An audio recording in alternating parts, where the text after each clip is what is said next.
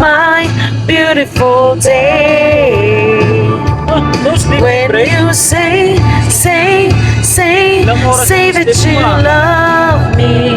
Parang hindi ka bata. Oh, my, hindi it's a bata si Dre. beautiful day. Yes, it's a beautiful day. It's a beautiful Sunday. Magandang buhay, aking mga minamahal. Dadalhin ko kayo sa aming gala for today. And we are on the way going to Oman. Dahan-dahan lang ang aming takbo for today. Only 150. Naiiwan na kami sa aming mga kasama. Sila yung nasa unahan. Pero sige lang, basta safe drive tayo, sir, ha? Siya pala yung bagong hire kong driver. Mataas ang sahod niyan. 7K monthly, 2 days off. Complete benefits. Cheers! Cheers! Ay! Idana. Time check, it's already 7:05 a.m. and we are on our way going to Oman and we are now in Corfacan. Oh, diba? Hey, hinahinay lang, 150. Ha? 150 lang ang takbo. Ako may sabi, 150 lang. Huwag nang dagdagan. Ano? Buhay pa ba kayo dyan sa likod? So, siyempre Time check, it's 7:20 in the morning. At habang nagkakape, ang sarap talagang masulyapan itong sunrise. Umalis kami ng 6:00 ng umaga sa bahay kanina. It will take like 1 hour and a half papunta doon sa aming destinasyon. Bali parte na siya ng Oman pero no need ang visa kasi boundary lang po siya. Ang pupuntahan namin doon ay bukid na may ilog. Maliligo daw kami doon. Mag-grill at saka banding na din. 2:00 pa lang nag-prepare na sila ng aming mga pangbaon. Bago kami makarating sa aming pupuntahan, nag-i-enjoy na kami sa aming mga dinadaanan. Ang sarap matunghayan ng mga ganitong view sa daan. May madadaanan kang Mount Everest, Mayon Volcano, rice terraces, at saka chocolate hills.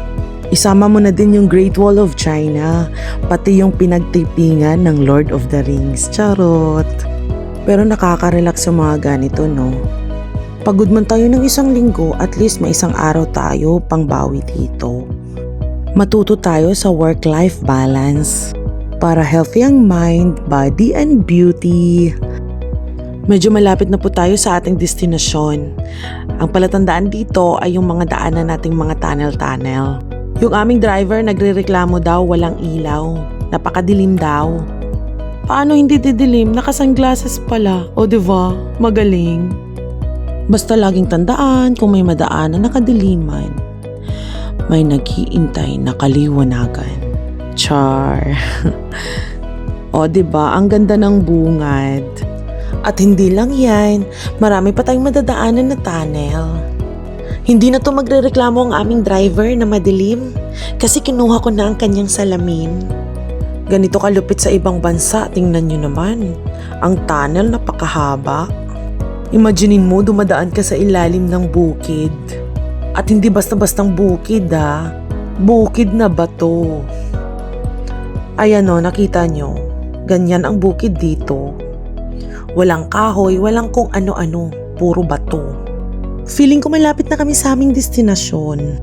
Kasi nakatanggap ako ng message kay Itisalat. Ang sabi, welcome to Oman. Keep safe. So, after 1 hour and a half, we are here in our destination. Wala kang masyadong gastusin sa pagpunta dito. Walang entrance fee sa pupuntahan namin. Only 20 dirham para sa parking fee. So here we go. We are searching for our parking. Chinek po muna namin ang sitwasyon. Andoon pa kasi ang ilog sa baba, medyo malayo yung pagbibitbitan namin ng aming mga baon. So chinek muna ng aming kasama sa baba kung merong parking. Habang naghihintay yung mga pobre, nag-chill-chill muna kami habang pinagmamasdan ang kagandahan ng kalikasan. Char! So here we go, it's start of our adventure. O dahil lamang ang lumaki sa bundok, nauna ako sa aming mga kasamahan. Kailangan mo kasing tumawid ng ilog bago makapunta dito sa aming pwesto.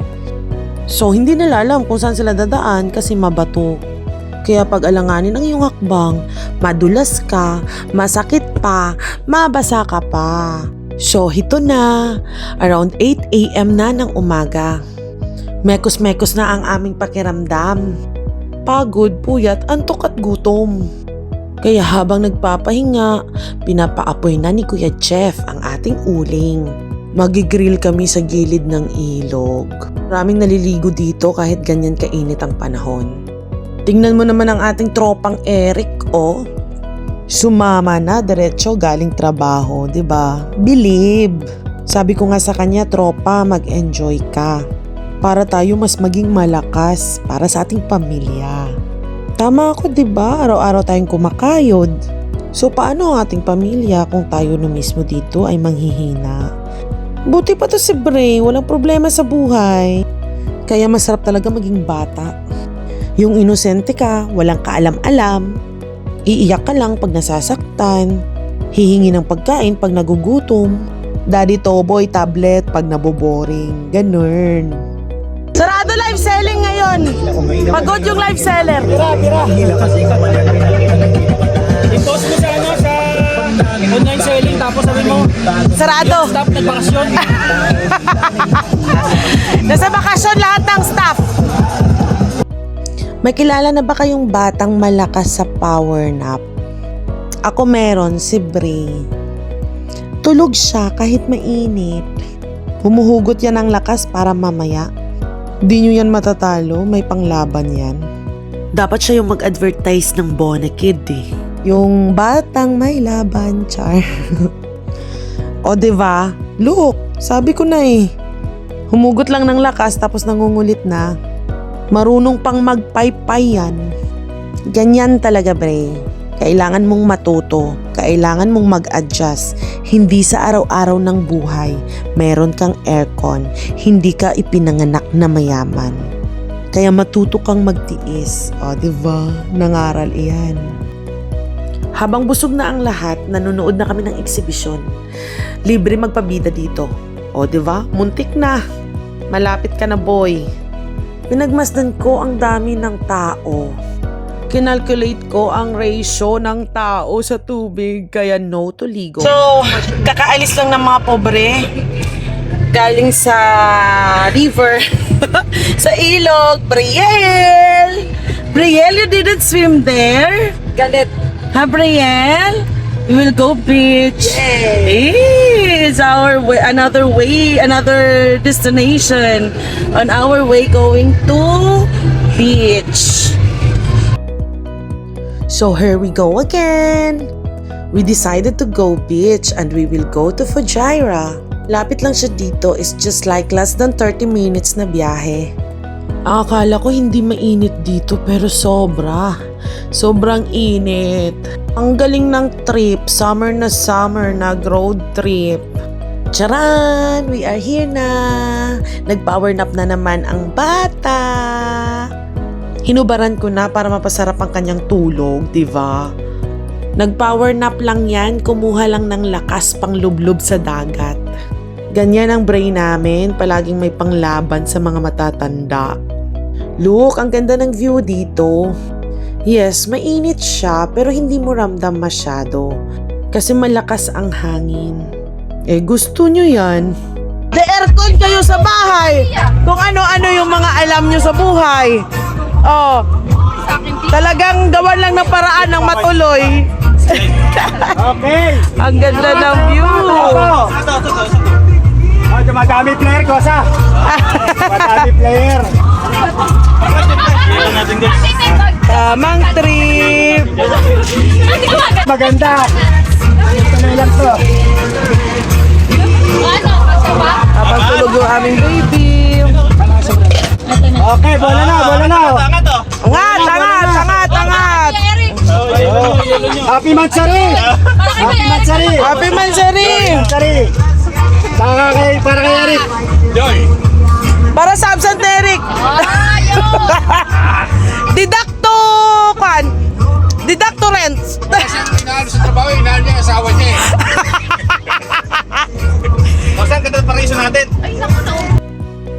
So hindi naman kami nagkamali sa aming pinuntahan.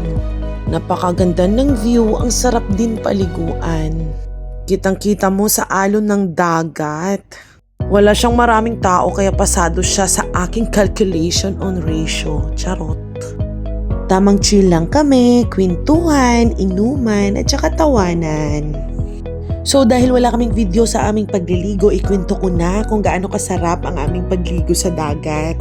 Dahil tipsy-tipsy na din sa beer, I decided na to swim. At kung gaano man kainit ang panahon, ganun din kalamig ang tubig sa dagat. Napagod din ako sa kakatalon dahil dyan sa lakas ng alon. Pero gee, worth it ang gala. Enjoy at ang sarap ng banding. Kaya on winter, we are planning to come back here. We will do camping, tapos ganun pa rin, kwentuhan, mag-grill-grill at saka bonfire. Pero mas lalong masarap yun kasi malamig. Pero anyways, init lang siya. Iinom sila. O diba, walang makakapigil. Gawan talaga ng paraan. Ganyan ang astig na tropahan. Mainit man, pero masayang samahan. Sa susunod na gala, isasama ko ulit kayo. Di pa natin alam ang ating susunod na destinasyon. Kaya we'll update you soon. Sa muling pagkikita, ako nga po pala si Joy, ang inyong simpleng empleyado, nangangarap na maging amo.